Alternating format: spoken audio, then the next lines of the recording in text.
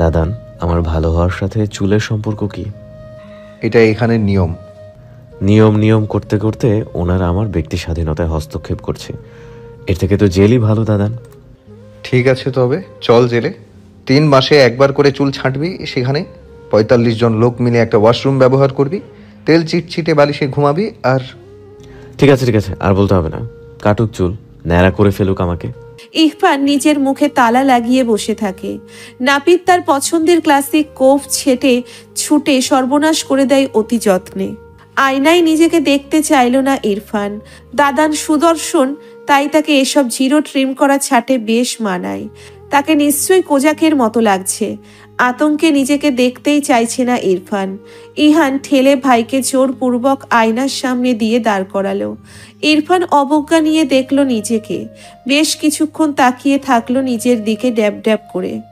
না, সে যেরকম ভেবেছে তাকে মোটেও সেরকম লাগছে না, বরং ভালো লাগছে দেখতে। ইহান ভাইয়ের মুখের দিকে তাকিয়ে বলে, কি খারাপ হয়েছে? দুপাশে মাথা নাড়ল ইরফান, বলল, আমাকে তো পুরো ইহান তাজওয়ার লাগছে দাদান, তবে কালো ইহান তাজওয়ার। বাচ্চা সুলভ কথা শুনে ইহান হেসে ওঠে। হাসে ইরফানও। কিছু মুহূর্তের জন্যে দুই ভাই বর্তমানে ভুলে চলে যায় কৈশোরে। হাসতে থাকে হো হো করে। ইরফান চলে যাওয়ায় এতগুলো ঘন্টা পেরিয়ে গেলেও পরিস্থিতি স্বাভাবিক হয়নি শান্তিনীরে। বড়রা লিভিং রুমে বসে আছে উদাস হয়ে। ইনশিরাহ আর ইনায়া নিজেদের ঘরে দোতলার পরিবেশটা কেমন গুমোট ভাব ধরে আছে ঋতুর আর্ত চিৎকারে। ইহানের গাড়ি স্টার্ট হবার শব্দ শোনার সাথে সাথে নিজেকে আর ধরে রাখতে পারেনি সে। তখন থেকেই কেঁদে চলেছে শব্দ করে বন্ধ ঘরে বসে। আলোর অমন আহাজারি নিতে না পেরে ঋতুকে দরজা খুলতে বলল বার কয়েক। ঋতু দরজা খোলে না। তার কারো সান্ত্বনা চায় না। আলো ইলহামের কাছে গিয়ে বলে, ঋতুকে গিয়ে সামলাও ভাইয়া। ভাবি কিভাবে? দিনকে দিন কেমন অবুঝ হচ্ছে। গেলেই পুরনো দিনগুলোর কথা টেনে আমাকে কথা শোনাবে। পরিস্থিতি এমনিতেই ভালো লাগছে না, তার চেয়ে কাঁদুক। ও সবসময় ওর কপালের দোহাই দিত না। ওর কপালের দোষে খারাপ বর জুটেছে, তেমনি ভাবে ওর কপালের দোষে ছেলেটার আজ এই হাল। এসব ভেবেই কাঁদুক। ইলহাম ক্লান্ত পায়ে হেঁটে চলে যায় সেখান থেকে। আলো মলিন মুখে তাকিয়ে রয় ঋতুর ঘরের দরজার পানে। ইহান ইরফানের থেকে বিদায় নিয়ে হৌপ থেকে চলে যাওয়ার পরে কিছুক্ষণ মুভি অডিটোরিয়ামে বসেছিল ইরফান। খুঁটিয়ে খুঁটিয়ে সবকিছু পর্যবেক্ষণ করছিল সে। এখন তার মন মেজাজ বেশ স্বাভাবিক। আপাতত মেজাজ গরম হবার মতো কিছু ঘটেনি তাই। ইরফানের পাশে এসে বসলো এক যুবক, তারই বয়সী, পরিচিত হতে এসেছে। ইরফানকে বলল, কেস কি তোমার? না মানে আমিও তোমার সাথে আজ ভর্তি হতে এসেছি। আমার কেস হচ্ছে রাগ প্রচন্ড বেশি। অবশ্যই এটা আমার অসুবিধা হচ্ছিল না, তবে দুনিয়ার লোকের সমস্যা হয়ে যাচ্ছে। সমস্যাই সমস্যা। শ্বশুরবাড়ির লোক বউ দেবে না আমাকে, রাগ না নিয়ন্ত্রণে আনলে। হাই তুলতে তুলতে বলল ইরফান। ছেলেটা অবাক হয়ে বলল, তুমি বিয়ে করেছো? হ্যাঁ করেছি একটা, তবে কেউ মানতে চায় না। কবে বিয়ে করেছো? গত পরশু। ভীষণ অবাক ছেলেটা, বলল, তোমার বউ রেখে এখানে চিকিৎসা নিতে এসেছো? ইরফান উঠে দাঁড়ালো। বলিষ্ঠ দেহ নেড়ে চেড়ে গা ছাড়া ভঙ্গিতে বলল, না, ভবিষ্যতে বউ আনবো বলে চিকিৎসা নিতে এসেছি। ছেলেটা তাকিয়ে রয়। ইরফান হেলে দুলে চলে যায় সেখান থেকে। বিকেলের হালকা কিছু স্ন্যাক্স খেয়ে একটা বই নিয়ে বসলো ইরফান। একাডেমিক বইয়ের বাইরে জীবনে কখনো আউট বই পড়েনি সে। ঠান্ডা মাথায় রুটিন দেখে নিল। কোনোদিন কাউন্সেলিং হবে সেসব। তারপর গ্যালিফার ট্রাভেলস বইটা হাতে নিয়ে কিছুক্ষণ নেড়েচেড়ে রেখে দিয়ে রুমে কিছুক্ষণ অযথা পায়চারি করলো। সে পরে আছে একটা ঢিলে ঢালা ট্রাউজার আর ফুল স্লিভ টি শার্ট। এখানে 2 কোয়ার্টার 3 কোয়ার্টার অ্যালাউ নয়। ইরফানের পোশাক নিয়ে ভীষণ বিরক্ত লাগলেও সে জানে না তাকে কতটা সুদর্শন লাগছে। ভিন্ন রকম লাগছে মির্জাবাড়ির রকচটা ছেলেটিকে। সময় কাটানোর মতো কিছুই পেল না সে। বই পড়া তার দ্বারা হবে না। হাত দুটো কম্পিউটারে গেমস খেলার জন্য নিষ্ফিস করছে। ঠোঁট দুটো নিষ্পিস করছে একটা সিগারেট ফুঁকতে। তখন সময় সন্ধে 6টা। ইরফানের ভীষণ মেজাজ গরম হতে লাগলো। ভীষণ। সে আশেপাশে তাকালো, পরপর অস্থির হয়ে আচমকা থামলো। স্থির দৃষ্টি হয় ঘরের এক কোণে চারপাই টেবিলে। আচমকা ইরফানের সেদিন রাতের কথা মনে পড়ে যায়। প্রণমী ছুটে গিয়ে এই রকম টেবিলের নিচে আশ্রয় নিয়েছিল। দৃশ্যটা মনে পড়তেই ইরফান দাঁড়িয়ে রয় কিছু পলক, তারপর ধীরে ধীরে এগিয়ে যায় টেবিলের কাছে। ভীষণ কৌতূহলী হয়ে ছুটে বসে সে, তারপর হুট করে নিজেই ঢুকে গেল টেবিলের নিচে। শুধুমাত্র এটা দেখতে এই টেবিলের নিচে ঢুকে বসে থাকতে কেমন লাগে। নিজের কাণ্ডে নিজেই বেশ অবাক ইরফান। সে কি পাগল হয়েছে? প্রণবীর মায়া ভরা মুখ আর কাঁপতে থাকা রক্তিম ঠোঁট দুটো মনে করে এক দফা লাজুক হাসল সে। তারপরও বসে রইল টেবিলের নিচে। এতক্ষণের ধীরে ধীরে কম হওয়া মেজাজটা শীতল হলো ইরফানের। ওদিকে ইভিনিং ভিজিটর এসে বারংবার দরজায় নক করলেও ইরফান কোনো সাড়া দিচ্ছিল না। সে তো ব্যস্ত প্রণমীকে ভাবতে। ভিজিটের দরজা ঠেলে ভেতরে ঢুকলো। আশেপাশে দৃষ্টি বুলিয়ে হতভম্ব হয়ে গেল সে ইরফানকে দেখে। অমন তাগড়া একটা যুবক তার বলিষ্ঠ দেহ নিয়ে আঁটোসাঁটো হয়ে বসে আছে টেবিলের নিচে। হতভম্ব হয়ে ভিজিটর বলল, আপনি? ইরফান দারুণ লজ্জায় পড়ে গেল, কিন্তু লোকটাকে তার লজ্জা বুঝতে না দিয়ে মুখটাকে গম্ভীর করার চেষ্টা করলো। লোকটা বলে, আপনি টেবিলের নিচে ঢুকে বসে আছেন কেন? ইরফান গম্ভীর কণ্ঠে জবাব দেয়। এতে রাগ কমে যায়। ভিজিটর অবাক, ভীষণ অবাক। নিজেকে সামলে বলল, রাগ কমানোর জন্য এখানে প্রফেসর রয়েছেন, তাদের কাছে ক্লাস করবেন। এভাবে টেবিলের নিচে বসে থেকে রাগ কমানোর প্রয়োজন নেই, বেরিয়ে আসুন। প্রফেসর অ্যান্থনি আপনাদের নিউ মেম্বারদের অডিটোরিয়ামে ডাকছেন। পরিচিতি ক্লাস হবে ঠিক সন্ধ্যা 7টায়। লোকটা দেখতে অমায়িক, বয়সে ততটাও বৃদ্ধ নন, তবে সাদা ধবধবে দাড়ির কারণে একটু বেশি বৃদ্ধ লাগে দেখতে। ইহান তাজওয়ারের পার্টির অফিসের সামনে প্রায়শই দেখে ইহান। পেশায় একজন ভিক্ষুক লোকটা। ইহান গাড়ি থেকে নামতেই লোকটা ছুটে এসে হুমড়ি খেয়ে পড়ল এক প্রকার। ইহান সালাম দিয়ে তাকে কিছু সাহায্য করলো। আজ সকাল সকাল এসেছে ইহান।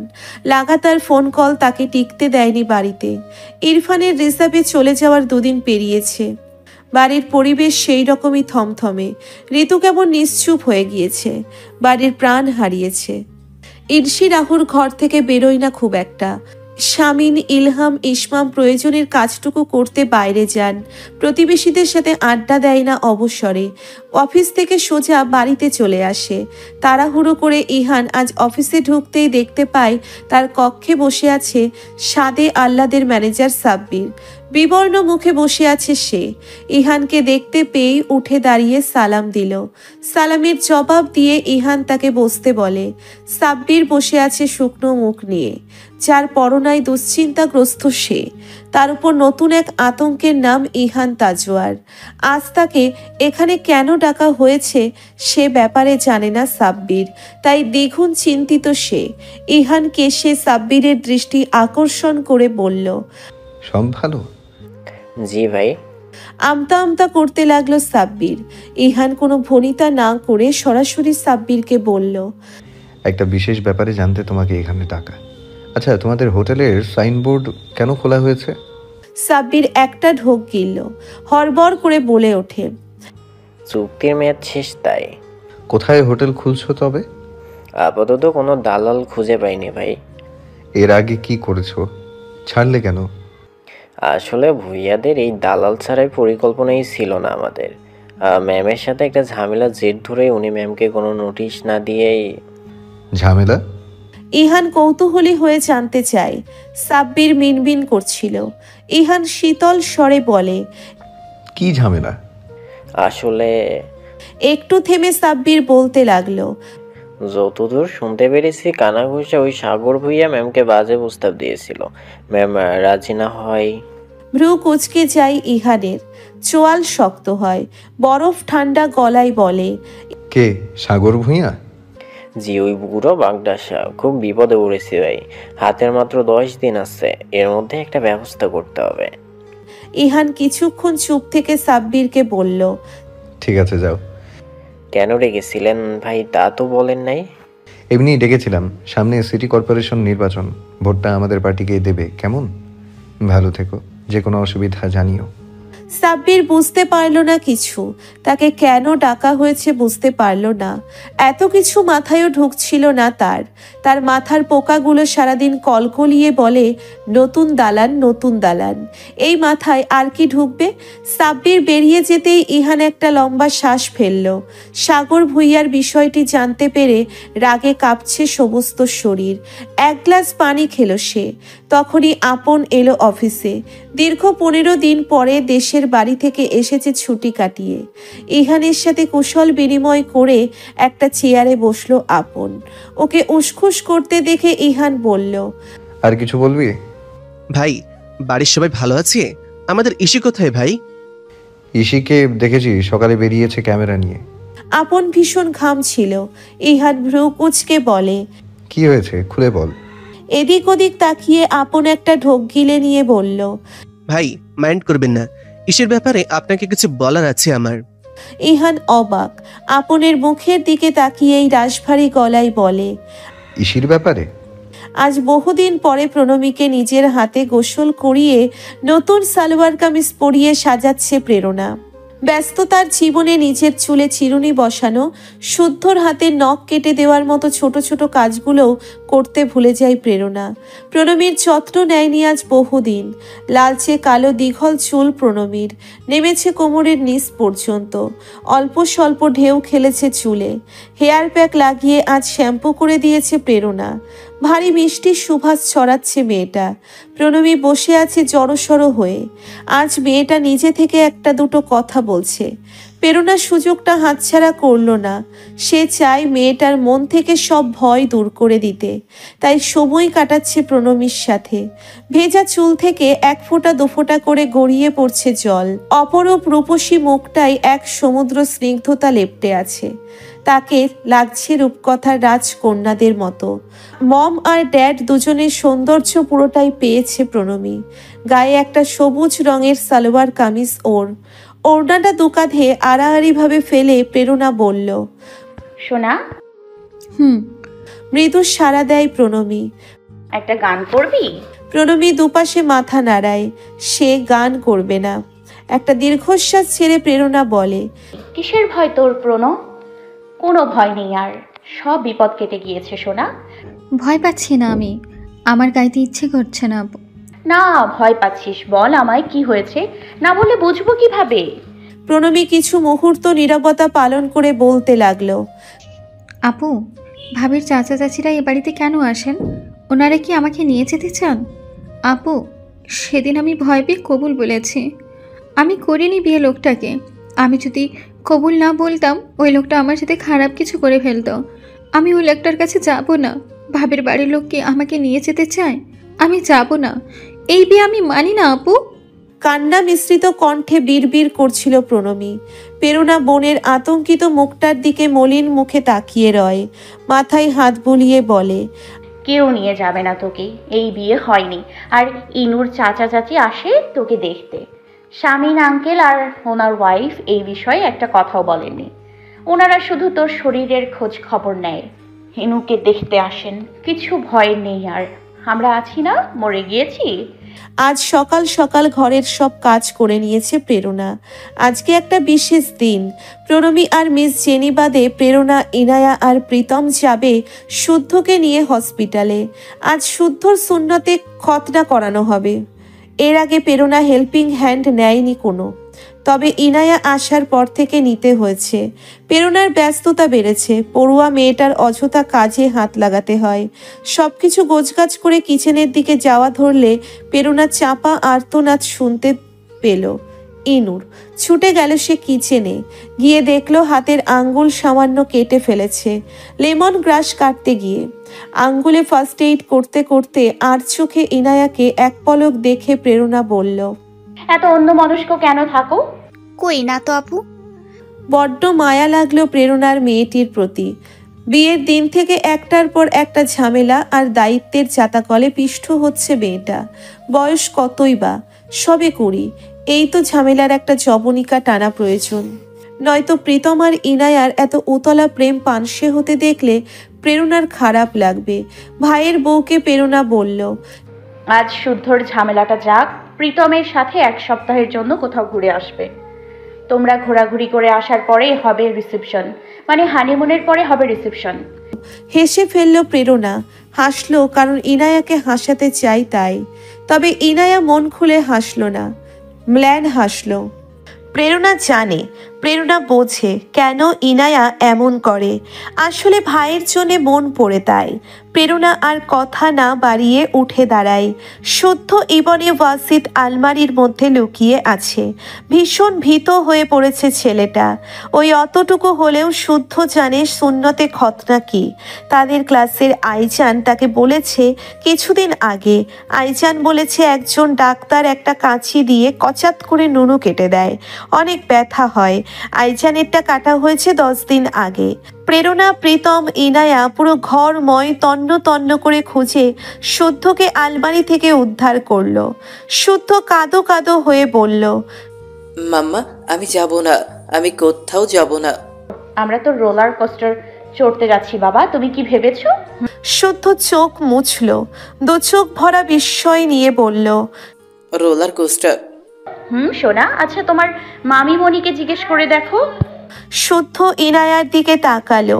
ইনায়া মাথা নেড়ে প্রেরণার বলা মিথ্যাটাকে বিশ্বাস করালো শুদ্ধকে। মামিমণিকে শুদ্ধ বিশ্বাস করে। মামিমণিকে শুদ্ধ এই কদিনে কখনো তার সাথে মিথ্যা কথা বলতে দেখেনি সে। মাম্মা মামা বহুবার শুদ্ধকে বোকা বানিয়েছে, মামিমণি বানায়নি। অবশেষে ছেলেটা সব ভয় ডর একপাশে রেখে মা মামা মামির মন ভোলানো মিথ্যা কথায় ভুলে গিয়ে রেডি হলো মায়ের হাতে। তখন সে উচ্ছ্বসিত হয়ে বলতেও লাগলো আজ সারাদিনে রোলার কোস্টারে চড়া ব্যতীত আর কি কি করতে চাই সে। প্রেরণার নিষ্পাপ ছেলেটাকে মিথ্যা কথা বলতে মায়াই লাগলো। তবে কি আর করার, শিষ্টের অগ্রভাগের চামড়া পুরো হয়ে গিয়েছে বিধায় মূত্রত্যাগে অসুবিধে হচ্ছে শুদ্ধর। ডাক্তার বলেছে খতনা করিয়ে দিলেই ঠিক হয়ে যাবে। তাই সে তাদের বড্ড তাড়া। শুদ্ধকে যখন লাইফ স্প্রিং প্রাইভেট হসপিটালের গেট দিয়ে কোলে নিয়ে প্রীতম ঢুকছিল, শুদ্ধ তখনও বুঝতে পারছিল না তার সাথে কি হতে চলেছে। ওই অতটুকু মস্তিষ্ক সবটা তখনই ধরে ফেললো যখন একজন ডক্টর তার প্যান্ট খুলে দেখলো। আর অমনি হসপিটাল কাঁপিয়ে চিৎকার চেঁচামেচি শুরু। প্রীতম, ইনায়া কোনোভাবেই তাকে শান্ত করতে পারছিল না। এদিকে প্রেরণা ডক্টরের সাথে জরুরি আলাপ করছে। প্রেরণা লেজার কাট খতনা পদ্ধতির মধ্য দিয়ে পিছুতে যেতে দেবে না শুদ্ধকে। ব্যাপক হারে দুর্ঘটনা ঘটছে আশেপাশে, মায়ের মন সায় দিচ্ছে না। ওদিকে অচেতন করে খতনা পদ্ধতিতে সাম্প্রতিক সময়ে 3 জন শিশু নিহত হয়েছে। মনে ভয় ঢুকে গিয়েছে প্রেরণার। তার মন এতেও সায় দিচ্ছে না। ডাক্তার বললেন, তাহলে আপনি চাচ্ছেন কি? আপনার ছেলে সাধারণ পদ্ধতিতে কাজটা আমাদের করতে দেবে বলে মনে হয় না। আপনি ভাবুন, ভেবে সিদ্ধান্ত জানান। প্রীতম ফ্লোরে হাঁটু গেড়ে বসে শুদ্ধকে বোঝাচ্ছে। রীতিমতো হাঁপাচ্ছে সে। বলল, মামু শোনো মামু, এতে একটুও ব্যথা পেতে হয় না, একটুও না। একটা পিঁপড়ে তোমাকে কামড়ে দিলে যেমন লাগবে এর বেশি ব্যথা হবেই না। না, এটা তোমরা সব সময় বলো। ইনজেকশন পুশ করার আগে মাম্মা বলে পিঁপড়া কামড় দেওয়ার মতো ব্যথা লাগবে, কিন্তু আমি অনেক ব্যথা পাই। কিন্তু মামু সবাই এটা করে, তোমার বন্ধুরাও করবে, করতেই হবে। ওই যে ডক্টর আঙ্কেলকে দেখেছো, উনিও করেছেন। উনিও করেছেন? শুদ্ধ অবাক হয়, তাকাই ডাক্তার আঙ্কেলের দিকে। যে প্রেরণার সাথে কথা বলছিল, প্রীতম বলল, হ্যাঁ উনিও করেছেন। ছেলেরা সবাই করে। তোমার স্পাইডারম্যান করেছে, সুপারম্যান করেছে, সবাই করেছে খতনা। সুপারম্যানও খতনা করেছে? জি। আবল তাবল বলে বোঝাতে থাকলো প্রীতম শুদ্ধকে। ইনায়া পেছনে দাঁড়িয়ে মুখে ওড়না চেপে হাসছে। শুদ্ধ হঠাৎ প্রীতমকে বলে, তুমিও করেছো? প্রীতম ভরকায়। ইনায়া দম বন্ধ করে দাঁড়িয়ে আছে। প্রীতম কিছুটা সময় নিয়ে আস্তে ধীরে শুদ্ধকে বলে, জি করেছি। শুদ্ধ অবাক। তার মামাও এটা করেছে সেটা শুনে সে ভীষণ অবাক। অবশ্য আইজান বলেছিল আইজানকে আইজানের পাপা বলেছে তার পাপাও নাকি এটা করেছে। তবুও শুদ্ধ প্রীতমকে বিশ্বাস করতে পারছিল না। বলল, দেখো আমাকে। প্রীতম বাকরুদ্ধ, ঘামছে রীতিমতো। ইনায়া আর নিজেকে সামলে রাখতে পারল না, ওখান থেকে ছুটে পালিয়ে গেল ওয়েটিং রুমে। সেখানে দাঁড়িয়ে এক দফা হেসে আবারও এসে দাঁড়ায় সেখানে। প্রীতম কাঁচুমাচু মুখ করে ইনায়াকে বলে, এত না হেসে ওকে একটু বোঝাতে তো পারো, মামিমণিকে ভীষণ মানেও। কপালের নীলসের শিরাগুলো দৃশ্যমান, দেখতে ভীষণ শান্ত লাগলেও ভিতরে ভিতরে ভীষণ খ্যাপাটে হয়ে উঠছে ইহান। তা আপন বুঝতে পারছে। সে গুছিয়ে বলতে লাগলো এবার, আন্দাজে একটা কথা বলে দিলেই তো হয় না ভাই। প্রথম 3 বার যখন নজরে পড়েছে তখন নিজের ভ্রম বলে নিজেকে বুঝ দিয়েছি, কারণ ওইটা তো অবিশ্বাস্য ছিল না। ইসি মির্জা বাড়ির মেয়ে, ওই সাইম, তারপর সেই ইনসিডেন্টসটা, ইসে যে উচ্চ মাধ্যমিকে থাকতে ছেলেটাকে থাপ্পড় মেরেছিল, এসব কিছু ভেবে এই ব্যাপারটা পৃথিবীর সব থেকে অবিশ্বাস্য ছিল আমার কাছে। কিন্তু আজ নিয়ে 5 বার ওদের একসাথে দেখলাম। সরি ভাই, কিছু মনে করবেন না, আমার কাছে স্বাভাবিক লাগেনি ব্যাপারটা। বাকিটা আপনি একটু খোঁজ নিলেই হয়তো বুঝতে পারবেন। ভাই, আমার মনে হচ্ছে আমাদের ইসি বড় কোনো ট্র্যাপে পড়েছে। ইহান চুপচাপ শুনতে থাকলো সেসব কথা। তার মস্তিষ্ক তখন নানা হিসেব মেলাতে ব্যস্ত। ইসিকে সাইবের বিষয়ে কোনো সতর্কবাণী দিলে ইসির ঘাবড়ে যাওয়া মুখ, অযথা ইহানকে দেখে ইসির ফোন লুকিয়ে ফেলা, বাড়িতে ভূঁইয়াদের বিষয়ে কোনো সমালোচনা হলে ইসির সেখান থেকে নিশ্চুপে উঠে চলে যাওয়া কিংবা নরম প্রতিবাদ করা, সবকিছুর জট খুলে যায় হুট করে। অসহ্য রকমের তেতো অনুভূতি হচ্ছে ইহানের। কি প্রতিভাবান, আত্মমর্যাদা বোধ সম্পন্ন, স্বাধীন চেতা মনটা এতটা বোকা। ইহান আপনকে চলে যেতে বলে সেখান থেকে হাত বাড়িয়ে ফোনটা নিয়ে কাউকে কল লাগায়, বিড়বিড় করে বলতে থাকে, এসব কিছু মিথ্যে। আমি আমার বোনের স্বাধীনতায় হস্তক্ষেপ করতে চাই না। এসব কিছু যেন মিথ্যে হয়, বড় মা ভীষণ কষ্ট পাবে। ওপাশ থেকে কেউ ফোনটা রিসিভ করে। ইহান গম্ভীর হয়ে বলতে থাকে,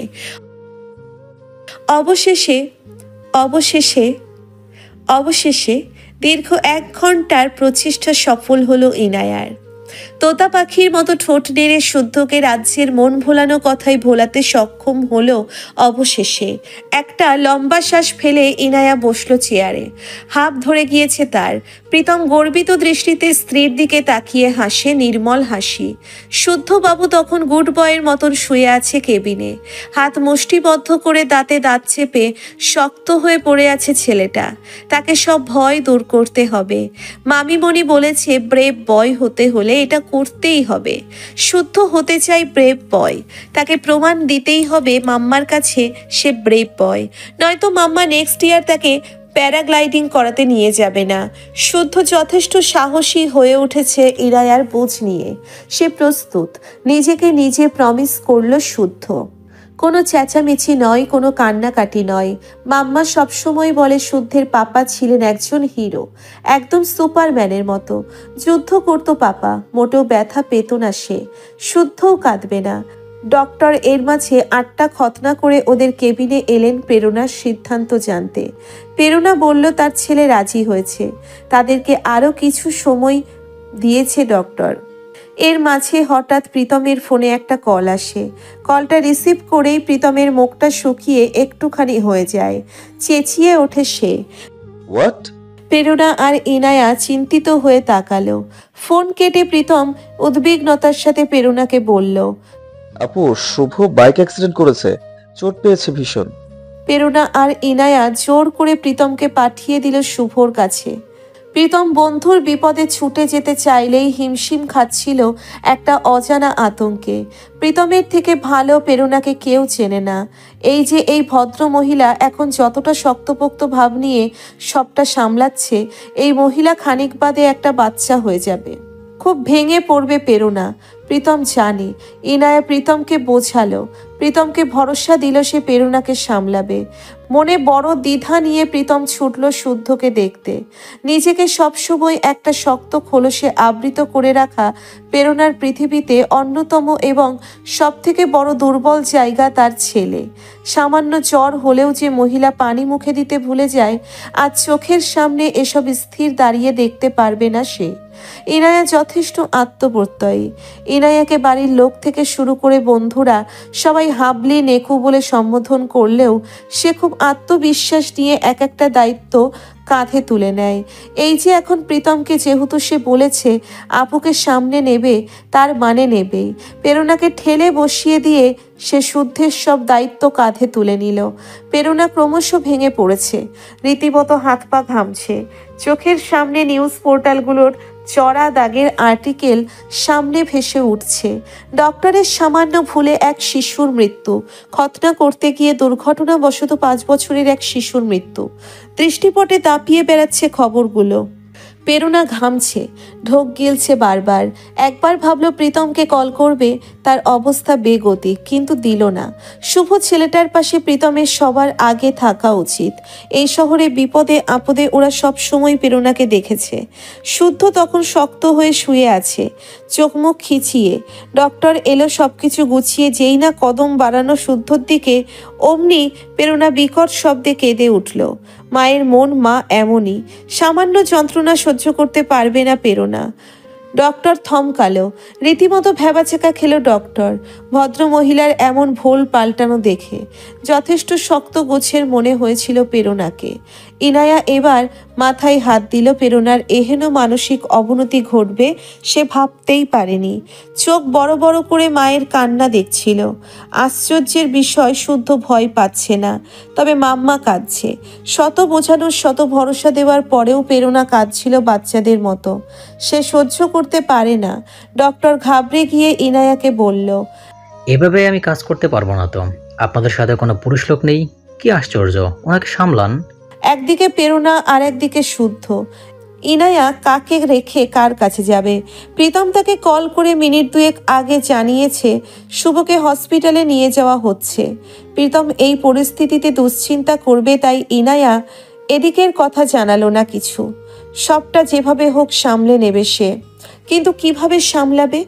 আজ প্রেরণা আপুর অন্যতম দুর্বল রূপটা দেখে নিল ইনায়া। কিছু মুহূর্তের জন্য ইনায়া থমকালো। প্রেরণা আপুর জন্য বুকটা মোচড় দিয়ে উঠল তার। দুলাভাই এই সময়ে পাশে থাকলে কত না সুন্দর হতো সবটা। এমন ভয়ঙ্কর পরিস্থিতি যেন কোনো মেয়ের জীবনে না আসে। ডাক্তার হতাশ হয়ে আরো কিছুক্ষণ সময় দিল তার। প্রেরণা পারছিল না নিজেকে সামলাতে। হুটহাট তার প্যানিক অ্যাটাক হয়, তখন কোনোভাবেই নিজেকে সামলাতে পারে না সে। শুদ্ধর জন্মের দিনটার কথা মনে পড়ে যায় প্রেরণার। স্বামীর সাথে কোনো যোগাযোগ করতে না পেরে ধীরে ধীরে যখন অসুস্থ হয়ে পড়ছিল প্রেরণা, শুদ্ধ তখন তার পেটে জানান দিচ্ছিল সে আসতে চলেছে। প্রীতম তখন কেবল রওনা দিয়েছিল এই শহর থেকে। মিস জেনি প্রণমীকে নিয়ে গিয়েছিলেন হসপিটালে। সে সন্ধ্যায় প্রেরণার লেবার পেইন ওঠে। ওই তো বড় বাড়িতে কেউ ছিল না তখন। কাউকে যে কল করবে ফোনটাও খুঁজে পাচ্ছিল না। অসহ্য যন্ত্রণা নিয়ে বাথটবে গিয়ে বসেছিল প্রেরণা। শুদ্ধকে সেখানেই জন্ম দেয় সে। তখনও প্রেরণার মনে উত্তেজনা ছিল শওকত ফিরে চমকে যাবে। 1 সপ্তাহ পরেই তো মেজর সাহেবের ফেরার কথা ছিল। আসলো না শওকত, ফিরল না, ছেলেকে দেখল না, প্রেরণাকে দেওয়া কথা রাখল না। নিঃস্ব হয়েও সেই প্রেরণা ছেলেকে বুকে আগলে শক্ত থেকেছে। যখন জানতে পারল তার স্বামীর লাশটাও দেখতে পারবে না সে তখনও শক্ত থেকেছে। কিন্তু মাঝে মাঝে কি যে হয় প্রেরণার। শুদ্ধকে নিয়ে যে তার দুনিয়া, এই দুনিয়া ব্যথা পেলে সে মরেই যাবে। ইনায়া বিপদ থেকে উতরানোর একটা উপায় খুঁজে পেল। জলদি জলদি কল দিল ইনসি রাহর কাছে। আপু যথেষ্ট দৌড়ঝাঁপ করতে পারে, নিশ্চয়ই এই পরিস্থিতিতে সামলে নিতে পারবে ইনসি রাহ। কিন্তু ইনসি রাহ কলটা ধরল না। বার কয়েক চেষ্টা করে হতাশ হয়ে কিছুক্ষণ বসে থেকে ইনায়া লাফিয়ে উঠে দাঁড়ালো। ব্যস্ত আঙ্গুলে চালালো ফোনের স্ক্রিনে ডায়াল করে একটা নাম্বার। অস্বস্তি আর উটকো দুশ্চিন্তা নিয়ে কিছুক্ষণ চেয়ারে ঠেসে বসে থাকলো ইহান। ছেলেদের সাথে টুকটাক আলোচনা করে পার্টি অফিসে ফাঁকা করলো। দেবে না করেও বেশ দ্বিধা নিয়ে হুট করে কল করে দিল ইনসি রাহকে। নিজেকে যথেষ্ট শান্ত রাখার চেষ্টায় ইহান। তেমন ফোনে কোনো ইন্টারোগেশন নেই, শুধু জানতে চাইবে ইনসি রাহু এখন কোথায়। কলটা ধরল না ইনসি রাহু।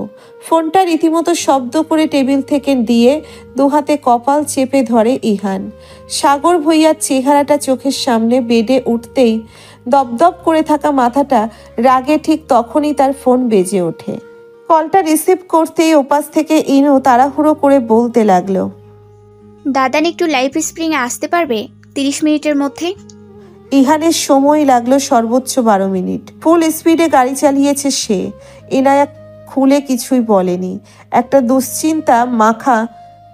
দুশ্চিন্তা মাথা থেকে দূর করতেও পারল না। ইনায়ার ফোন পেয়ে পাগলের মতো ছুটে এসেছে ইহান ওদের কেবিনে ঢুকেই থমকে দাঁড়ালো। ইনায়া ছুটে এসে বলল সবটা। সে ঘাড় ঘুরিয়ে দেখলো প্রেরণাকে, সে কাঁদছে। দেখলো শুদ্ধকে, যে টানটান হয়ে শুয়ে আছে চোখ মুখ খিচিয়ে। আর কি করতাম বলো দাদান? তুমি একটু শুদ্ধের কাছে কাইন্ডলি থাকো, আমি আপুকে দেখছি। বারবার ইহান দেখছে প্রেরণাকে। এমন নাকি কান্নাও কাঁদতে জানে নাকি নীলিমা? ভীষণ অবাক সে। ডক্টর এলো ঠিক সময়ে। এবার তার যা কাজ সেটা করতেই হবে। ইহানকে দেখেই চিনতে পেরে কুশল বিনিময় করে সে বলে, এরা কারা? রিলেটিভ? জি, আপনি শুরু করুন, আমি সামলে নিচ্ছি। শুদ্ধ তখনও চোখ বড় বড় করে তাকিয়েছিল, দাঁতে দাঁত চেপে ছিল। ডক্টরও শিষ্টে একটা ঠান্ডা তরল মেডিসিন লাগাতেই শুদ্ধ মৃদু আওয়াজ করে ওঠে। ব্যাস হয়ে গেল। প্রেরণা তরাক করে লাফিয়ে উঠে চেঁচিয়ে কাঁদে, আমার বাবা, আমার বাবা, আমার বাচ্চা, আমার বাবা। ইহান ভড়কে যায়। ইহান ছুটে শুদ্ধের কাছে যায়। ইহান বুঝতে পারছে না কাকে রেখে কাকে সামলাবে। ডক্টর ধমকে ওঠে প্রেরণাকে, মিস, আপনি ছেলেটাকে ভয় পাইয়ে দিচ্ছেন, আপনি যান এখান থেকে। প্রেরণা কান্না থামিয়ে ঠাই দাঁড়িয়ে রয়। তার শরীর কাঁপছে, কেমন ঘোলাটে লাগছে চারিপাশ। এমন একটু কম হতো যদি প্রেরণা সকাল থেকে কিছু মুখে দিত। সে সকাল থেকেই নির্জলা। ইহান প্রেরণার থেকে দৃষ্টি সরিয়ে ডক্টরকে বলে, উনি থাকুক, আপনি কাজ করুন। ডক্টর এগোয় কাছে নিয়ে, সাথে একজন সহকারী। শিশ্নের অগ্রভাগের অতি সন্নিকটে ডক্টরের কাছে পৌঁছতে পারে না। ইহান হুট করে কি মনে করে ঘাড় ঘুরিয়ে তাকালো প্রেরণার দিকে। ঠিক তখনই শক্তপোক্ত হুমকি ধামকি আপা লুটিয়ে পড়ে যেতে চাইল। আর জানা কথা, আমাদের গল্পের ভদ্রলোক ইহান তাজওয়ার তার বলিষ্ঠ হাতে ধরে ফেলল প্রেরণাকে। ডক্টর থেমে গেল, চোখ বড় বড় করে তাকালো। ইহান শুদ্ধকে আগলে নিয়ে বসে আছে, সে উঠতে পারছিল না। ডক্টর বললেন, ভদ্রমহিলা ভীষণ অদ্ভুত তো। ইহান চুপচাপ এক হাতে আগলে ধরে রেখেছিল অদ্ভুত ভদ্র মহিলাকে। সমুদ্র নীল চোখ দুটো বুজে আছে। ইহান আজ চোখ দুটো নয়, দেখে নিল নীলিমার ঘন অক্ষি পল্লব, খাড়া চিকন ডাক, একটা স্নিগ্ধ সরল মুখ, চোখের নিচে অস্পষ্ট বলিরেখা, বয়সের ছাপ, শুকনো গোলাপি ঠোঁট, তবুও অপরূপ মোহনীয় একটা মুখশ্রী। ইহানের হাত কাঁপছে।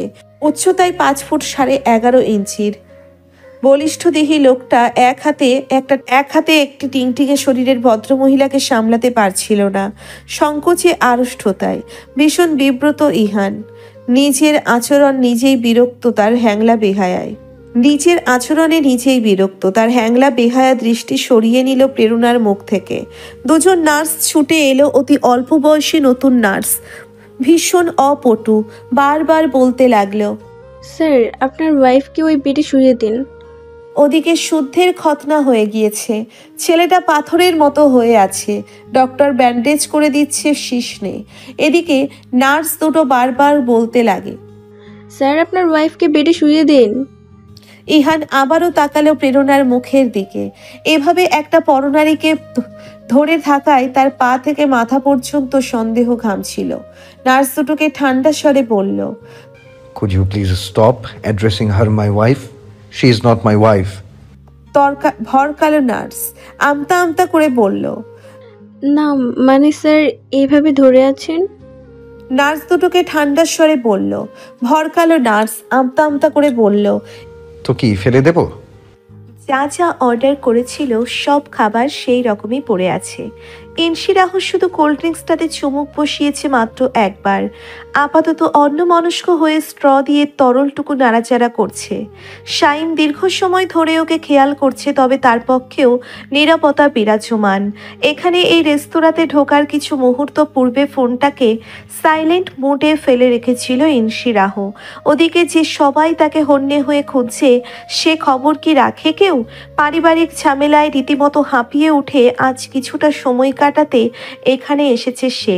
20 তলা বহুতল ভবনের রুপটপে এই ইটালিয়ান রেস্তোরাঁটি, কাটছাড় চোখ বাঁধানো। ইনশিরাহ হুট করে কি মনে করে ব্যাগ থেকে ফোনটা বের করে ফোন চেক করে দাদান। ইনু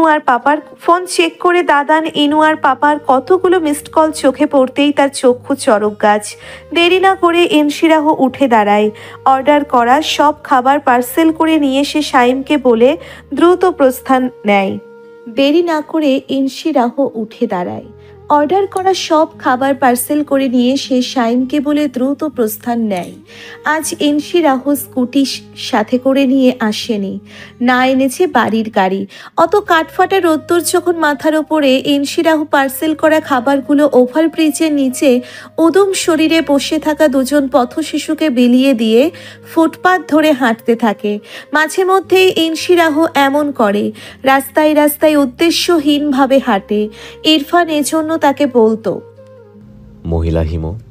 নিউ টাউনের মোড় ঘুরতেই ইনশিরাহর পাশ ঘেঁষে দাঁড়িয়ে পড়লো একটা লাল টয়েটো, তুনাদের বাড়ির গাড়ি। ইশিকে এভাবে রাস্তায় ঘুরতে দেখে তুনা অবাক।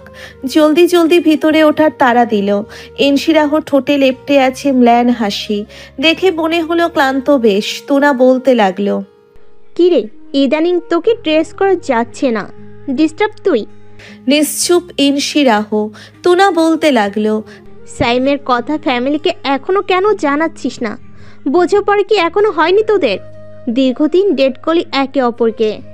হয়েছে? ক্লান্ত গলায় বলে ইনশিরাহ।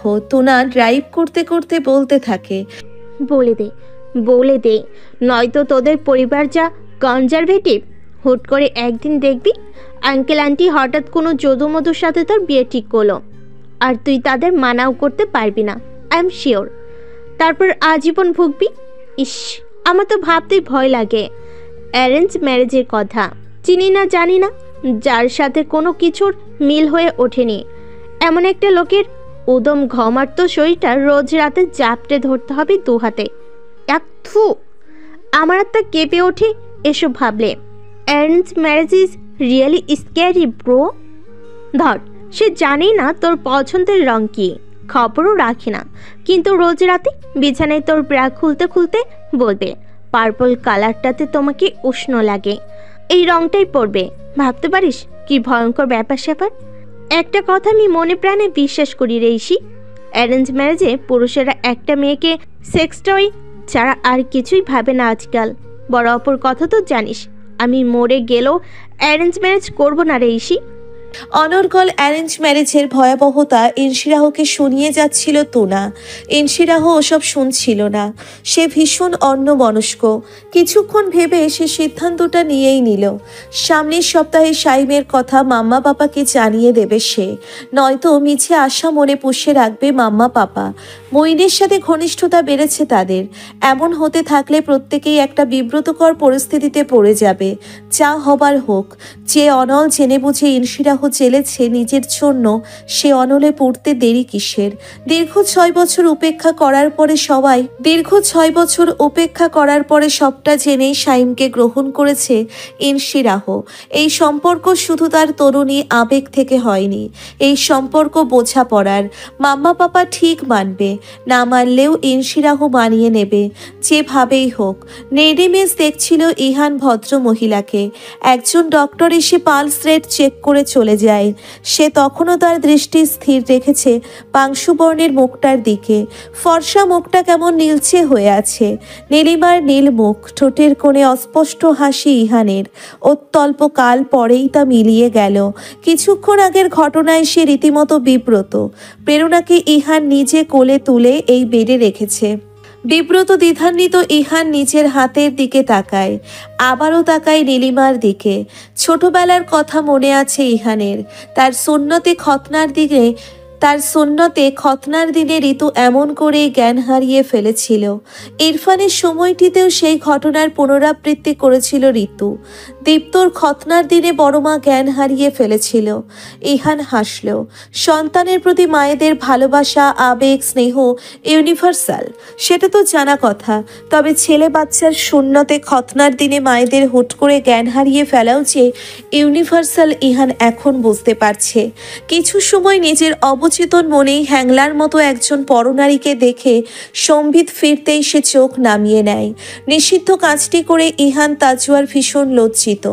এটা এই চোরা ইচ্ছা মুগ্ধতার অনুভূতিকে ছাড়িয়ে দিচ্ছে। ইহান দিনকে দিন টের পাচ্ছে, চোখ নামিয়ে গলা খাকারি দেয় সে। ইনায়া এসে তাড়াহুড়ো লাগিয়ে বলে, আমি দেখছি দাদান, তুমি যাও। ইহান নড়ল না, গম্ভীর হয়ে বলল, প্রীতম কই, তোরা একা কেন? শুভ অ্যাক্সিডেন্ট করেছে দাদান, হাতে ভীষণ চোট পেয়েছে। ও সকাল থেকে এখানেই ছিল, খবরটা পেয়ে বেরিয়েছে। তোমাকে কষ্ট দিলাম দাদান, বিরক্ত হওনি তো? ইহান বোনের দিকে তাকিয়ে হাসল সামান্য। হ্যাঁ, খুব বিরক্ত হয়েছি। ইনায়া হাসল, পরপর মলিন মুখে বলল, আপু এমন সাংঘাতিক দুর্বল আমি বুঝতেই পারিনি। আপুকে এরকম ভাবিনি। ইহান পুনরায় প্রেরণাকে দেখল, গম্ভীর কণ্ঠে ইনায়াকে বলল, কেমন ভেবেছিলি? সব থেকে আলাদা, শক্তপোক্ত। জানো সেদিন হাতে গরম তেল পড়েছে, অথচ তার কোনো ভ্রুক্ষেপ নেই। পাথরের মতো মহিলা দাদান, পারলে হাতে আগুনে রেখে রান্না করে। প্রেরণার মুখের দিকে দৃষ্টি স্থির রেখেই ইহান ইনায়াকে বলল, পাথরের মতো মহিলা? তোর ননদ তোকে স্নেহ করে? আপু একটু রাগি রাগি, তবে ভীষণ ভীষণ ভীষণ আদর করে আমাকে। রাগি রাগি? ঠিক বুঝি না, তবে আপু ডিপ্রেসড থাকে সবসময়, এটুকু বুঝি। শুদ্ধ প্রণমী রেস্তোরাঁ সবকিছু নিয়ে ডিস্টার্ব থেকে এটুকু বুঝি। সেজন্য হয়তো কপাল কুঁচকে থাকে সারাক্ষণ। আসলে রাগিও না, আমাকে তো কখনোই মুখ অন্ধকার করে কিছু বলে না। প্রেরণা নড়ে চড়ে ওঠে হঠাৎ। আওয়াজ পেয়ে ইহান চুপচাপ মাথা নিচু করে কেবিন থেকে বেরোয়। শুদ্ধকে সোজা করে শুইয়ে রাখা হয়েছে। একজন ওয়ার্ড বয় তার মাথার কাছে দাঁড়িয়ে আছে ডাক্তারের নির্দেশ মতো। আজ রাতটা শুদ্ধকে রেখে আগামীকাল সকালে ছাড় দিয়ে দেওয়া হবে। শুদ্ধ ইবনে ওয়াসিদ চোখ বড় বড় করে সিলিংয়ের দিকে তাকিয়ে আছে। সে নিঃশ্বাস অবধি নিচ্ছে না মনে হলো। তার মনে হচ্ছে নিঃশ্বাস নিলেই নুনু থেকে রক্ত বেরোবে। ছেলেটার মুখ শুকিয়ে চিমসে হয়ে আছে, কথাও বলছে না, মাম্মার কথাও জানতে চাইছে না। ওয়ার্ড বয় বুঝতে পারছে বাচ্চাটা মারাত্মক ঘাবড়ে আছে এখনো। সে কেবিনের এসির পাওয়ার বাড়িয়ে দিয়ে শুদ্ধকে বলল, তোমার মাম্মা আসবে একটু পরে, তোমার পাপাকে ডেকে দেবো? ওয়ার্ড বয় পূর্ববর্তী শিফটে ছিল না, সে এসেছে 20 মিনিট আগে। ইহানকে সে মনে মনে ধরে নিয়েছে শুদ্ধের বাবা হিসেবে। অবশ্য অচেনা কেউ প্রাথমিকভাবে এরকমটাই ধারণা করবে। আঙ্কেলটার কথা শুনে শুদ্ধ চোখ বড় বড় করে ফেলে। পাপা? পাপা কে শুদ্ধর? পাপা কিভাবে এলো? ওই অতটুকু মস্তিষ্ক বুঝে উঠতে পারছে না কিছু। এই সাদা পোশাক পরিহিত আঙ্কেলটা এসব কি বলছে? শুদ্ধর কৌতূহলী দৃষ্টি উপেক্ষা করে তাকে কিছু বলবার সুযোগ না দিয়েই ওয়ার্ড বয় ছুটে বেরোয় কেবিন থেকে। কেবিনের বাইরে তার সামনে পড়ল ইহান। ওয়ার্ড বয় ব্যস্ত ভঙ্গিতে বলল, আপনার ছেলে আপনাকে দেখতে চাইছে, কাঁদছে বাবুটা। ইহান বোকার মতো তাকিয়ে রয় ওয়ার্ড বয়ের দিকে। নার্সগুলো তাকে কারো হাজবেন্ড বানিয়ে দিল, আর এখন রীতিমতো এক লাফে প্রমোশন পেয়ে বাপ হয়ে গেল সে। ওয়ার্ড বয় চলে যায়। ইহান অলসতা করে আর বলল না সে শুদ্ধের বাবা না। এরা বাবা ভেবে বসে থাকলেই বা কি। ধীর পায়ে হেঁটে কেবিনে ঢুকে দেখল ছোট্ট মিষ্টি মলিন মুখটাকে। ইহান এগিয়ে গেল কাজটাতে। শুদ্ধ চোখ বড় বড় করে ইহানকে দেখছে। ইহান মুখে হাসি ফুটিয়ে বলল, এই বাচ্চা। ছোট্ট শুদ্ধ ভীষণ ভয় পেয়েছিল। কাউকে কাছে না পেয়ে এমনিতেই মনটা বিষিয়েছিল। হঠাৎ ইহানকে দেখতে পেয়ে ঝরঝর করে কেঁদে দিয়ে বলল, কেটে ফেলেছে? ইহানের মায়া লাগছে, কিছুটা হাসিও পাচ্ছে। একটা চেয়ার টেনে শুদ্ধের বেডের পাশে বসে ধীরে ধীরে একটা হাত রাখে শুদ্ধের মাথাতে, বলে, কেটে ফেলেছে? ধুর। কাঁদতে কাঁদতে জবাব দেয় শুদ্ধ। তার নাকে সর্দি এসে যাচ্ছে, সর্দিতে বেলুন ফুলছে নাকে। ইহান আশেপাশে তাকিয়ে একটা বক্স থেকে এক খামচা টিস্যু পেপার তুলে শুদ্ধের নাক পরিষ্কার করে দেয়। ইহানের এসবে অভ্যেস আছে। ইনু আর শেহুর নাক পরিষ্কার করিয়েছে ছোটবেলায়। ইহান বলতে লাগলো, সেরে যাবে বাচ্চা। ছোটদের কেন কাটতে হয়? রকির কাটতে হয়েছে, আইজানোরও কাটতে হয়েছে, বড়দের কেন কাটতে হয় না? কাঁদতে কাঁদতে জানতে চাইছে শুদ্ধ। ইহান বহু কষ্টে নিজের হাসি চেপে রেখে গম্ভীর হয়ে বলে, এটা সত্যি খুব অন্যায় শুদ্ধ। বড়দের কেন কাটতে হয় না আমি জানতে চাইবো ডক্টরের কাছে বাবু। মাম্মা কোথায়? শুদ্ধ কান্না মুছে জানতে চায়, মাম্মা একটু অসুস্থ। তুমি বলো তুমি কি খাবে? কিছু খেতে ইচ্ছে করছে? পেস্ট্রি আর চকোলেট? শুদ্ধর খেতে ইচ্ছে করছে, কিন্তু মাম্মা সাপ মানা করেছে বাইরের কারো থেকে কিছু না খেতে, তাই সে কিছু বলছে না। ইহান উঠে দাঁড়ায়, বলে, বলো বাবু পেস্ট্রি খাবে? মাম্মা বকবে। কেন? অবাক ইহান। কোনো আঙ্কেলের থেকে কিছু খাওয়া যাবে না, মাম্মা বলেছে। ইহান হাসলো, বলল, তোমার মাম্মার ম্যানার্স? আচ্ছা, আমি আজ তোমার মাম্মাকে ম্যানার্স শিখিয়ে দিব। বলবো শুদ্ধ বাবু মাঝে মাঝে আঙ্কেলদের থেকে খেতে পারবে। ঠিক তখনই অসুস্থ শরীর নিয়ে ত্রস্ত পায়ে শুদ্ধর কেবিনে ঢোকে প্রেরণা। জ্ঞান ফেরার পরে সামান্য কিছু খাইয়ে দিয়েছে ইনায়া, ওই জোরেই এসেছে। বেচারে গিয়ে বসলো শুদ্ধের মাথার কাছে। ইহান কেবিনের একপাশের দেওয়ালের দিকে সরে দাঁড়ায়। প্রেরণা শুদ্ধের চোখে মুখে গালে ঠোঁটে অজস্র চুমু খেতে খেতে আহাজারি করে। সরি বাবা, আমি তোমার কাছে থাকতে পারিনি। I am sorry mamma, very very sorry mamma. শুদ্ধ খানিকটা অভিমানী করেছিল মাম্মার ওপর, এখন আদর পেয়ে সব অভিমান উধাও হয়ে গেল।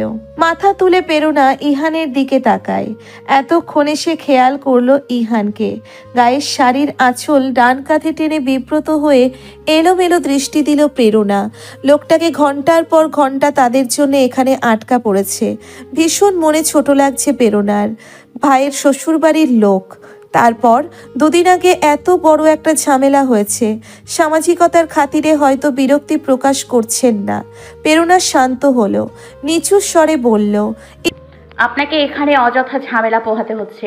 এই অবস্থায় এখানে আতিথেয়তা করব সে সাধ্যটুকু নেই, বুঝতে পারছেন? আপনি বরং এখন বাড়িতে গিয়ে বিশ্রাম করুন। কাল আমাদের বাড়িতে যাবেন ইনশিরাকে নিয়ে, নিমন্ত্রণ রইল। ইহান কিছুই বলছে না, শুধু তাকিয়ে তাকিয়ে ভদ্র মহিলাকে দেখছে। ভদ্র মহিলা বহুরূপী সত্তার অধিকারিণী, কখনো মেজাজি, কখনো তেজি, কখনো শীতল, কখনো ছিচকাদুনে, কখনো স্নিগ্ধ। এই এখন কুটুম্বিতা করছে ইহানের সাথে। ভীষণ স্নিগ্ধ লাগছে ভদ্র মহিলাকে, একজন মাকে। ইহান পাঞ্জাবির হাতা গুটিয়ে নিতে নিতে বরফ শীতল গলায় বলল, ধন্যবাদ। আপনি বরং আপাতত একটা কাজ করুন। কি কাজ? আমি শুদ্ধকে কিছু কিনে দিতে চাচ্ছি। আপনার গুড বয় আপনার শেখানো ম্যানার্স ভোলে না। ওকে পারমিশন দিন আজ অপরিচিত আঙ্কেলের কিনে দেয়া কিছু খেতে। ভেজা চোখে সামান্য হাসলো প্রেরণা। ইহান বাইরে গেল। এক ঘন্টা পরে শুদ্ধির কেবিন ভর্তি হয়ে গেল খাবার এবং খেলনায়। হসপিটাল থেকে বিকেল নাগাদ ইহান বাড়িতে ফিরেছে। মাথা থেকে ইনশিরাহর ব্যাপারটা সরে যায়নি। তাকে চিন্তিত দেখে সবাই একটা একটা করে প্রশ্ন করেছে, কিন্তু সে নিরুত্তর। লিভিং রুমে আলোকে অ্যাকোরিয়ামের পাশে দাঁড়িয়ে থাকতে দেখে সে থমকে দাঁড়ায়। নিস্তব্ধ বাড়িটাতে ওই মাছগুলোর সাথে সময় কাটাচ্ছে এখন। কত বড় বাড়িটা এক নিমেষেই কেমন ফাঁকা। দোতলা থেকে ফোন হাতে ছুটতে ছুটতে নামে ইনশিরাহ। ইহান বোনের দিকে শীতল চোখে তাকিয়ে আছে। ইনশিরাহ এসে হাঁপাতে হাঁপাতে ইহানকে বলে, দাদার ইরফান কল করেছে। ইরফানের নামটা শোনা মাত্রই ইলহাম আর ঋতু ব্যতীত বাকিরা চারপাশ থেকে ছুটতে ছুটতে আসে। ভিডিও কলে কথা হচ্ছে। ইরফানের নতুন হেয়ার স্টাইল দেখে ইনশিরাহ হাসতে হাসতে গড়াগড়ি খাচ্ছে। ইরফান লাজুক হেসে মাথায় হাত বোলাচ্ছে বারবার। পরি উত্তেজিত হয়ে একটার পর একটা প্রশ্ন ছুটতে থাকে। ইরফান এক এক করে সবার প্রশ্নের উত্তর দেয়। তার হাতে সময় 20 মিনিট। ইনশিরাহ বলল, কি করছিলি? ঘাস কাটছিলাম। সবাই তাকিয়ে আছে। ইরফান হেসে বলে, আমি সিরিয়াস। এখানে প্রত্যেক মেম্বারদের কিছু টাস্ক দেয়া হয়। আজ আমাকে 30 মিনিট গ্রাস কাটার দিয়ে ঘাস কাটতে হয়েছে। কাল ওই প্লেগ্রাউন্ডে ফুটবল ম্যাচ হবে। পাগল বনাম মাদকাসক্ত। আমি টিম পাগল, খেলবো মাদকাসক্তদের বিপক্ষে। বলতে বলতে হাসলো ইরফান। আলো নরম গলায় বলল, ওখানের খাবার কেমন বাবা? খাবার খুবই ভালো, তবে রান্না জঘন্য বড় মা। মাম্মার রান্না খুব মিস করছি। এখানে খেতে পারছি না কিছু। আমি কোনোদিনও ভালো হবে কিনা জানি না, আমার স্বভাব চরিত্র বদলাবে কিনা জানি না, তবে শুকিয়ে চিমসে হয়ে যাব নির্ঘাত। ইরফানের কথা শুনে সবার মুখটা মলিন হয়ে যায়। ঋতু সবকিছুই শুনছিল, তবুও সে উঠল না। ইলহামও তাই, চুপচাপ বসে আছে অদূরে। ইরফান ইহানকে ডাকলো। দাদান দাদান ক্লাসের পরে সময় কাটে না এখানে। মুভি টুভি বরাবর ক্রিঞ্জ লাগে জানো তো। বই টই আমার দ্বারা পড়া হবে না। কাইন্ডলি একটু আমার গিটারটা দিয়ে যাবে? সাফোকেটিং লাগে দাদান। ইহান ভাইয়ের দিকে কিছুক্ষণ তাকিয়ে থাকলো। অত বড় ভাইটাকে একটুখানি বালক লাগছে। যে বায়না করছে। ইহান একটা লম্বা শ্বাস ফেলে বলল, আর কি লাগবে? আর কিছু না। ঠিক আছে, দিয়ে আসবো। 20 মিনিটে 13 মিনিট কেটে গিয়েছে। ইনশিরাহ তাড়াহুড়ো করে ইরফানকে বলল, আমাদের সবার সাথে তো কথা বলি, একটু ইনুর সাথে বলবি না? মেয়েটা চেয়েছে তোর সাথে কথা বলতে। বলবো। আচ্ছা, সেহু কি তোদের সাথে যোগাযোগ করেছে? এমন করছে কেন? ওর পরীক্ষা। শান্ত বাবা বলল বইয়ে মুখ গুজেই রাখে নাকি সারাদিন। বলে দিয়েছে কেউ যেন ওকে বিরক্ত না করে। ইরফান আর কথা বাড়ালো না। কলটা কেটে তাড়াহুড়ো করে ইনায়াকে কল দেয়। তার হাতে আর সময় 5 মিনিট। ইনায়া প্রীতমের কাঁধে মাথা রেখে বসেছিল হসপিটালের ওয়েটিং রুমে। প্রীতম একটু আগে শুভর কাছ থেকে ফিরেছে। স্ক্রিনে হোপের অফিসিয়াল নাম্বারটা দেখতে পেয়েই তড়াক করে লাফিয়ে ওঠে সে। প্রীতমও দেখলো আর চোখে, বুঝলো সব। ইনায়াকে একা রেখে প্রীতম ওখান থেকে উঠে চলে যায় শুদ্ধ আর প্রেরণার কাছে। ইনায়া দ্রুত কলটা রিসিভ করে। চোখের সামনে দাদানের মুখটা দেখে আপ্লুত হয়ে পড়ে ইনায়া। কেমন অন্যরকম লাগছে, তবুও কত সুন্দর লাগছে দাদানকে। ইরফান হেসে বলল, তোর হাজবেন্ড কই? দিল আমার কলটা রিসিভ করতে? ইনায়া কান্না মিশ্রিত কণ্ঠে বলল, দিল। গ্রেট, মহান তোর হাজবেন্ড। আমি হলে দিতাম না, ট্রাস্ট মি। ভাইয়ে বোনে সর্বোচ্চ 3 মিনিট সময় পেল কথা বলার। তারপর ইনায়াকে কাঁদতে রেখেই কলটা কাটলো ইরফান। ইনায়া ভেজা চোখে ফোন হাতে দাঁড়িয়ে আছে এক কোণে। কিছুক্ষণ বাদে প্রীতম ঘুরে ফিরে এলো সেখানে, তবে ইনায়ার কাছে গেল না। দূর থেকে দেখলো তাকে। রক্তাক্ত চংলি ছাপার ইউনিফর্ম, ক্ষীণ আর্তনাদ আর বাঁচার তীব্র আকুতি। তাকে বাঁচানোর সমস্ত পথ রুদ্ধ। শত্রুদের নলের মুখে কিছু ব্যর্থ অধীনস্থ অফিসার সৈনিক। এই স্বপ্নটা ইহানের প্রায়শই আসে। ইহান অভ্যস্ত হয়ে উঠেছে এতে। মনোরোগ বিশেষজ্ঞের সাথে 2-3 বার কথা বলে জেনেছে দৈনন্দিন জীবনে ওই দুর্ঘটনার সাথে সংশ্লিষ্ট কোনো ঘটনা চোখের সামনে ঘটতে দেখলে স্বপ্নটার পুনরাবৃত্তি হতেই পারে। তবে ইহানের সাথে এমন কিছুই ঘটেনি ইদানিং। তবুও কেন দেখে ইহান জানে না। ভোর ভোর দেখলো আজ দুঃস্বপ্নটা। ইহান ঘুম ভেঙে উঠে বসে হাঁপাচ্ছিল। তার ঘরের দরজা খোলাই থাকে। আলো নক করে ঢুকলো। ছেলেকে দেখে ঘাবড়ে গিয়ে আলো বলল, কি রে, দুঃস্বপ্নটা দেখেছিস? ইহান ঘেমে গিয়েছে পুরো। মৃদু মাথা নাড়ায়। আলো শুকনো মুখে দেখে তাকে। কত বড় একটা উটকো ঝামেলা পিছু নিয়েছে ছেলেটার। এর থেকে কবে মুক্তি মিলবে কে জানে। খাবার টেবিলে ইহান আজ সবাইকে পেলেও ইনশিরাহুকে পেল না। আলোর থেকে জানতে পেরেছে বান্ধবীর সাথে ভোর ভোর বেরিয়েছে। ইহান শান্ত হয়ে ব্রেকফাস্ট শেষ করে বেরিয়ে যায়। আজ কেমন উদ্ভ্রান্তির ন্যায় লাগছে ইহানকে। ইহান বাড়ি থেকে বেরোনোর পরপর তাকেও নিয়েও বাড়ির বড়দের মধ্যে বিশদ আলোচনা হতে থাকে। স্বামীন চিন্তিত ভীষণ।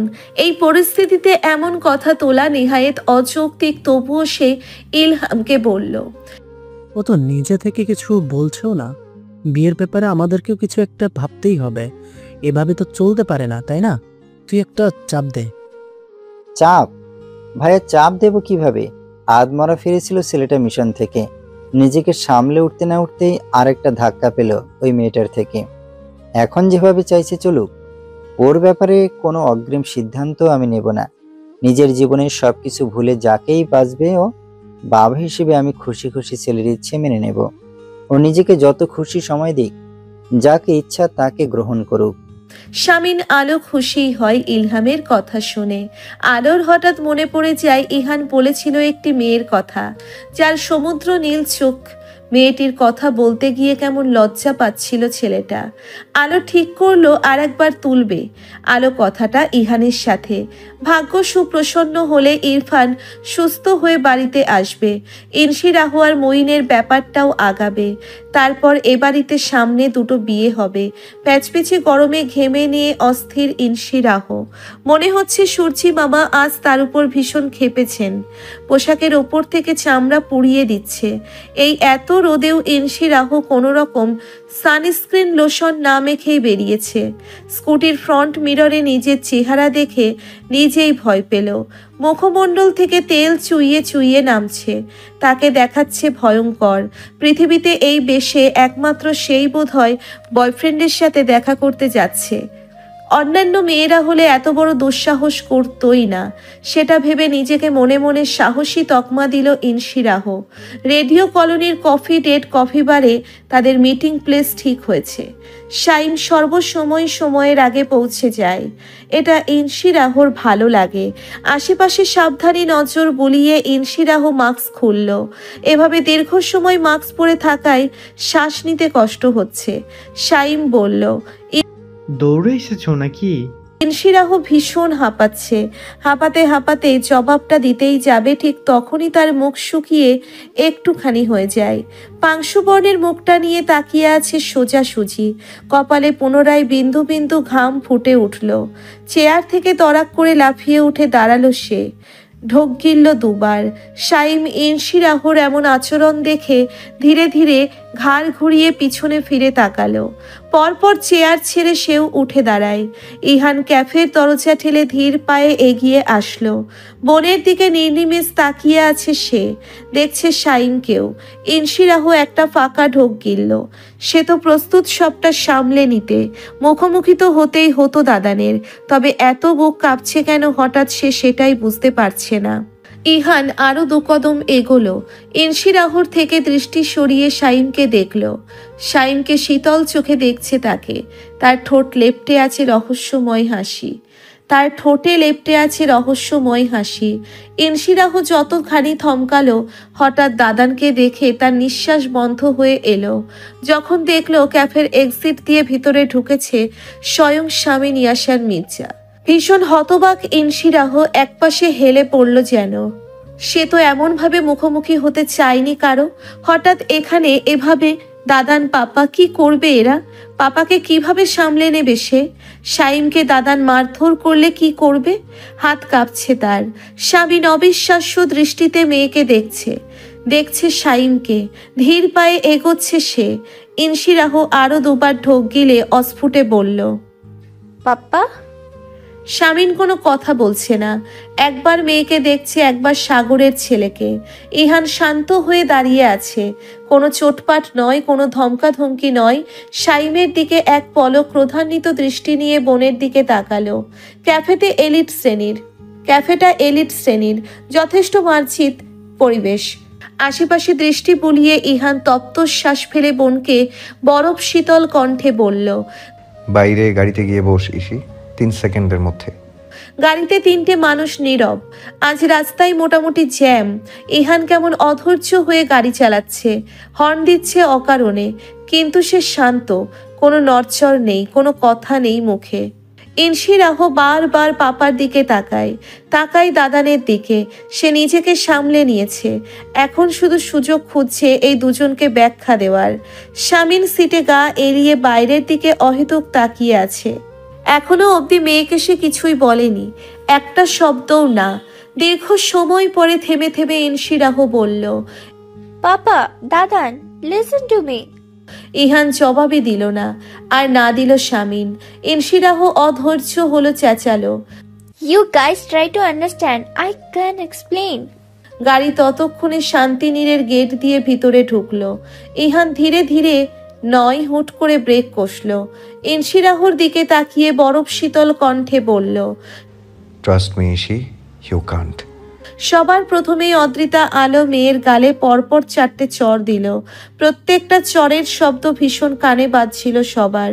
ইনশিরাহ চর খেয়ে একটুও নড়ল না, সে তার জায়গায় ঠাই দাঁড়িয়ে। মায়ের এমন প্রতিক্রিয়া জায়েজ, এতে অবাক হবার তো কিছু নেই ইনশিরাহর। সে একদৃষ্টিতে মায়ের মুখের দিকে তাকিয়ে রয়। আলো পঞ্চমবারের মতো হাত ওঠাতে গেলেই ইহান ফিরিয়ে দিল তাকে। নম্র হয়ে বলল, বড় মা, চলো আমরা আগে বসি, আলোচনা করি। আলো কোনো সান্ত্বনা খুঁজে পাচ্ছে না নিজেকে দেওয়ার মতো। ডুকরে কেঁদে উঠে ফ্লোরে বসে পড়ল ধপ করে। অতপর বাচ্চাদের মতো হাত পা ছুঁড়ে কাঁদতে লাগলো। ইনশিরাহ ঘুরে ঘুরে তাকায় সবার দিকে। ঋতু, পরি, ইলহাম, ইসমাম তাজ্জব হয়ে তাকিয়ে আছে তার দিকে। কারো মুখে কোনো কথা নেই। ইনশিরাহ দু চোখ বন্ধ করে বুক ভরে শ্বাস নিল। তারপর সরাসরি স্বামীর দিকে তাকিয়ে বলল, পাপা, আমাকে বোঝো? শামিন এক দৃষ্টিতে মেয়েকে দেখছিলই, কিছু বলল না আর। ধীর পায়ে হেঁটে গিয়ে মেঝে থেকে টেনে তুলল আলোকে। আলো কাঁদছে ভীষণ, চোখ চেপে ধরে কাঁদছে। ইনশিরাহ চেঁচালো, তোমরা এমন কেন করছো? একটু বোঝো, আমি খারাপ কিছু করিনি। ও আর আমি একটা লম্বা সময় ধরে বোঝাপড়া করছি। ওটা একটা অসুস্থ সম্পর্ক। আমরা বিয়ে করতে চাই, এটা তো ভুল না, তাই না? ইহান দাঁতে দাঁত চেপে বোনের দিকে এগিয়ে গেল। ভীষণ মেজাজি লাগছে তাকে। এতক্ষণে ঝাঝালো কণ্ঠে বলল, মুখ দিয়ে আর একটাও আবল তাবল কথা বের হলে একটা থাপ্পড় খাবি। তুই খুকি, তোর বোধ নেই? ভালো মন্দের মাথা খেয়ে বসে আছিস? এটা তোর আবেগের বয়স? না, এটা আমার আবেগের বয়স না। আর আমি আবেগের বয়সে কোনো সিদ্ধান্ত নিইনি। আমি প্রাপ্তবয়স্ক, বুঝে শুনি পা বাড়িয়েছি। স্বামীর নিস্তেজ হয়ে মেয়ের কথা শুনছিল। এই কথাটির পরে সে ম্লান হেসে মেয়েকে বলল, জি আম্মা, আপনি প্রাপ্তবয়স্ক, স্বাধীন চেতা। স্বাধীনতার 16 আনা ব্যবহার করার জন্য ধন্যবাদ, তবে এটা উচিত হয়নি আম্মা। ভীষণ দুর্বল কণ্ঠে শামিন বলল মেয়েকে। ইসমাম ইনশিরাহকে বলল, ও তো ভুঁইয়ার ছেলে, তুই কি জানিস না ওদের জন্য তোর মা কত ভুগেছে, তোর বাবা কত ভুগেছে? ওরা তো কেউটে। তুই এত বোকা কিভাবে হলি? বুঝে শুনেই যদি পা বাড়াস, তবে তো তোর বোঝা উচিত ছিল ওদের সাথে আমাদের যায় না।